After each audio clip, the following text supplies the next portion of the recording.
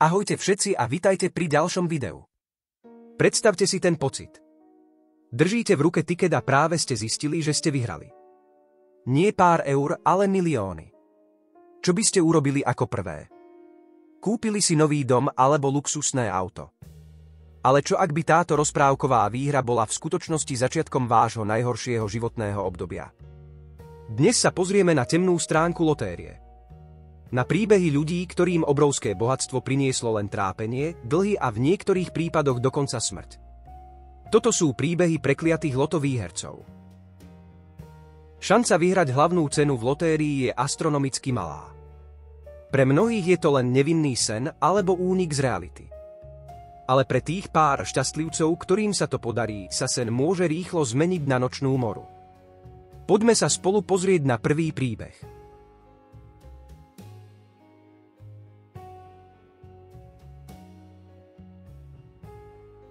William Budd Post. Tento muž z Pensylvánie vyhral v roku 1988 neuveriteľných $16,2 milióna. Zdalo sa, že jeho problémy skončili. Opak bol pravdou. Budd sa okamžite pustil do míňania. Kúpil domy, reštauráciu, lietadlo, hoci nemal licenciu. Ale peniaze prilákali aj problémy. Jeho bývalá priateľka ho úspešne zažalovala o tretinu výhry. Jeho vlastný brat na neho najal nájomného vraha, dúfajúc, že zdedí časť peňazí, našťastie neúspešne. Budd robil jedno zlé investičné rozhodnutie za druhým, dostal sa do obrovských dlhov. Dokonca strávil nejaký čas vo väzení za streľbu na vymáhača dlhov. Nakoniec skončil úplne na mizine, žil z malého sociálneho príspevku a v roku 2006 zomrel na zlyhanie dýchacích ciest. Pred smrťou často hovorieval, bol som oveľa šťastnejší, keď som bol na mizine. Smutný koniec pre niekoho, kto mal na dosah rozprávkový život.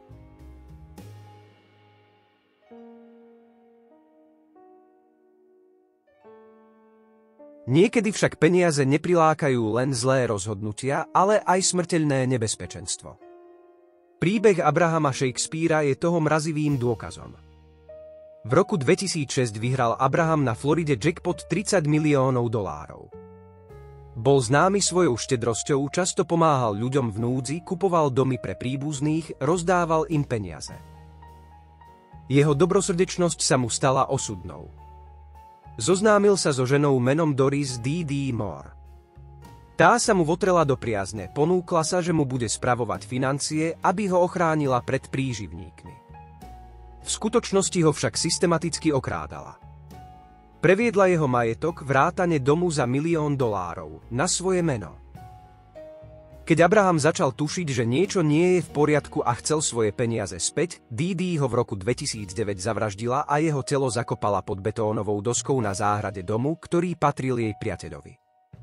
D.D. Moore bola neskôr usvedčená z vraždy prvého stupňa a odsúdená na doživotie bez možnosti podmienečného prepustenia. Abrahamova výhra ho stála život.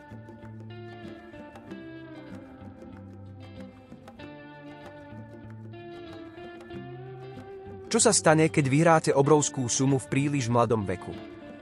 Spýtajte sa Kelly Rogers z Veľkej Británie. V roku 2003 sa stala najmladšou výherkyňou lotérie v krajine, keď ako 16-ročná vyhrala 1,9 milióna libier. Pre tínedžerku, ktorá zarábala pár libier na hodinu, to bol nepredstaviteľný obrat.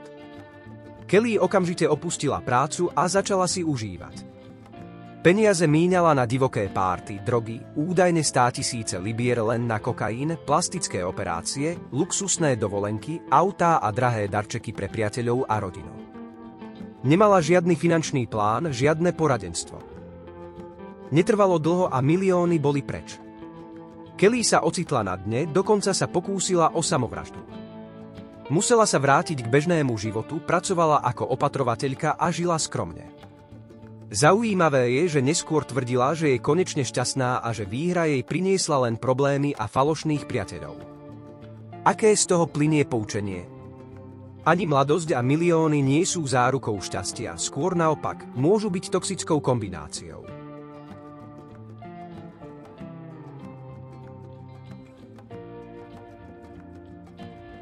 A potom sú tu tí, ktorí sa zdajú, že majú všetko, no rýchlo spadnú na úplné dno. David Lee Edwards z Kentucky vyhral v roku 2001 podiel z Powerball jackpotu vo výške $27 miliónov po zdanení. Bol to bývalý trestanec, ktorý dúfal v nový začiatok. Edwards a jeho žena okamžite začali žiť na vysokej nohe. Kúpili sídlo v luxusnej štvrti, desiatky drahých aut, vrátane Lamborghini Diablo za $200,000, súkromné lietadlo za 1,9 milióna. Rozhadzovali peniaze plnými prieštiami. Bohužiaľ, obaja bojovali aj so závislosťou od drog, ktorá sa s prísunom peňazí ešte zhoršila.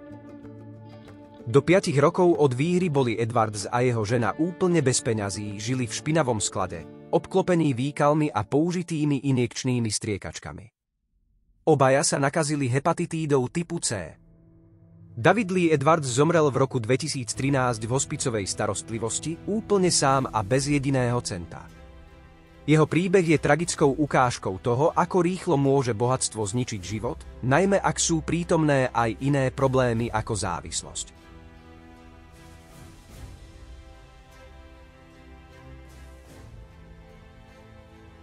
Michael Carroll, známy aj ako Lotto Loud, Lotto chuligán.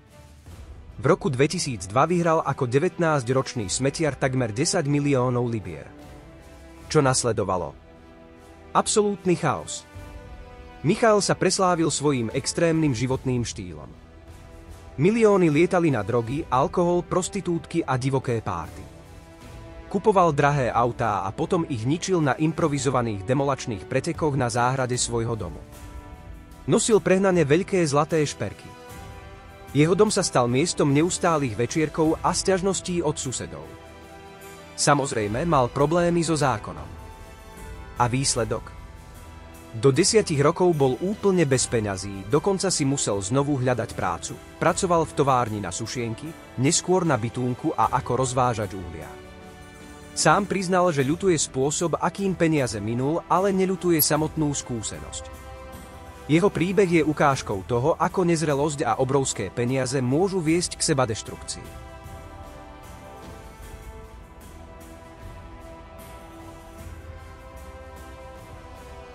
Niekedy však nie sú problémom len vlastné zlé rozhodnutia, ale aj chamtivosť ľudí okolo vás, dokonca aj tých najbližších. Príbeh Jeffreyho Dampiera je desivý. V roku 1996 vyhral v lotérii v Illinois $20 miliónov. Bol štedrý najmä k svojej rodine. Kúpil domy pre svoju matku, otca, sestry. Presťahoval sa na Floridu a otvoril si obchod s gurmánskym popcornom. Zdalo sa, že si buduje nový, úspešný život. Ale jeho štedrosť nestačila. V roku 2005 ho uniesla jeho vlastná švagriná, Victoria Jackson, spolu so svojím priateľom Nathanielom. Donútili ho nasadnúť do auta, zviazali ho a žiadali peniaze. Keď im Jeffrey povedal, že nemá pri sebe veľa hotovosti, Nathaniel dal Victorii zbraň a povedal jej, ak ho nezastrelíš ty, zastrelím ja teba. Victoria svojho švagra strelila do zátilku. Obaja boli usvedčení z únosu a vraždy. Jeffreyho výhra ho nepriamo stála život, zavraždila ho osoba, ktorej pomáhal.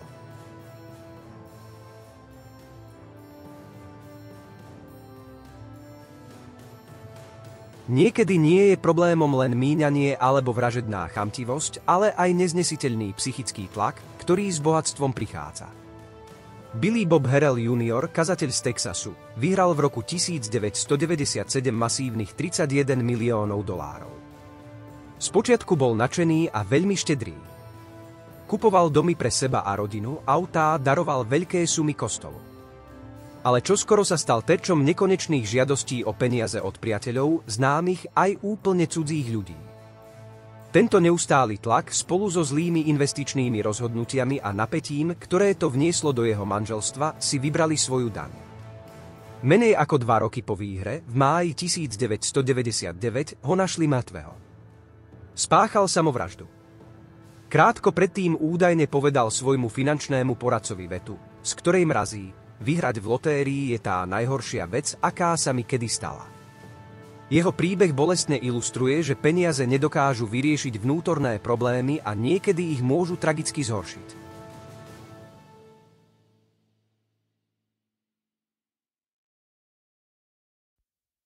A čo poviete na to vyhrať v lotérii nie raz, ale hneď dvakrát? Evelyn Adams z New Jersey mala presne toto neuveriteľné šťastie. V rokoch 1985 a 1986 vyhrala dokopy $5,4 milióna. Dvakrát. To už musí byť znamenie osudu. Bohužiaľ, Evelyn mala aj inú vášeň, a to hazardné hry. Väčšinu svojej dvojnásobnej výhry údajne prehrala v kasínach v Atlantic City. Robila aj štedré gestá a zlé investície. Dnes, napriek tomu, že bola multimilionárkou, žije podľa dostupných informácií veľmi skromne, údajne v karavane. Jej príbeh je varovaním pred démonom závislosti, ktorú ani miliónové výhry nedokážu poraziť, ba naopak, môžu ju ešte viac podporiť.